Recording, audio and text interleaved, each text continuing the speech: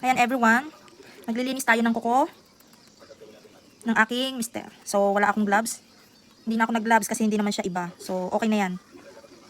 Para ma-feel ko naman yung wala akong suot na gloves.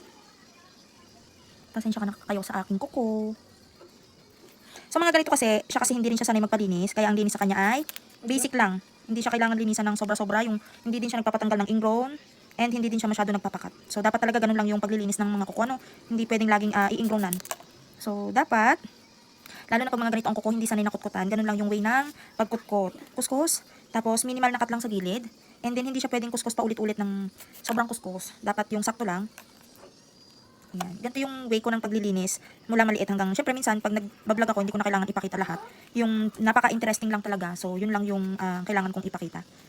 So ito, may ganito siya sa kuko niya kasi ito dati siya ay sa pagsasapatos. No? Pero mawawala rin naman yan katagalan. So, ganito ang paglilinis ko pagka yung mga wala naman masyadong ingrown na hindi dapat kutkutin. Ayan. Konting cut lang. Hindi siya pwedeng kutkutan ng sobra-sobra kasi ito ay sensitive.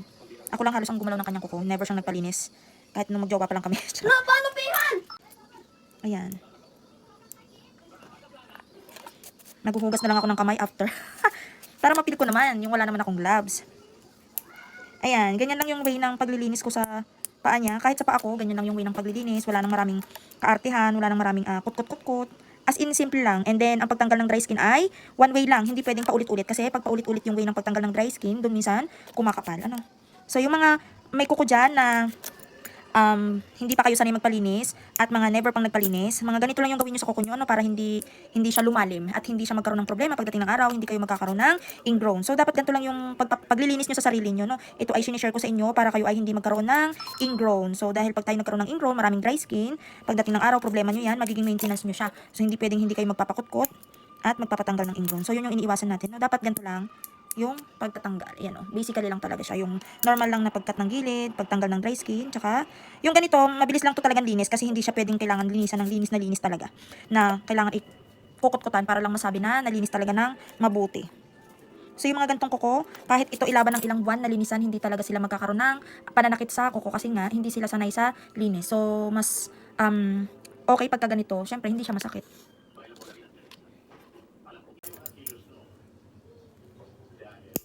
Ayan. Yung ganito, sa hinlalaki, hindi ko siya kinakat ng sobra-sobra. Yan, okay na yun. Tapos na yun. Pwede na yun. Kasi pagka yung sobra mo siyang kinutkutan, doon nag-start. Pag nagsugat, doon nag-start mamaga, yun.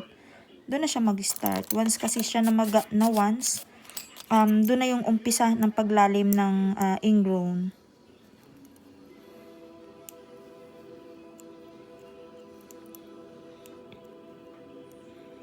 Yun. Ang problema lang naman sa mga ganito talaga yung mga dry skin dito sa pinakakanto. Yun talaga yung karamihan na problema ng ating mga sa paa. Yung kalyo sa pinakaganito. So, ganyan ko lang siya nililinisan. Pati sa paa ko ganito din. Kasi nga, para iwas ingrown.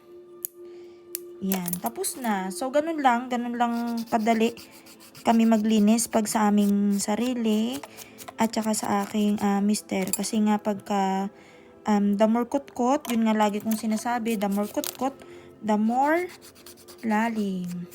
So, ganyan. Ang ganda ng kuko niya, oh. Para siyang kuko ng babae. Lalo na yung sa kamay niya. Malahugis kandila. Ayan. So, ayan, ganun lang siya kasimple, no? Kaya yung mga wala pang ingrown dyan, wag na kayong simulang magpakutkot kasi nga, ikakaproblema nyo yan. Sa video, parang ang sarap magpakutkot, pero nako, wag na kayong maghangad. So, yan. Ganyan lang siya. Ito, kung makikita nyo to, ito, mawawala din to katagalan kasi haba yan. So, yan. Diba? Ang ganda ng kanyang kuko.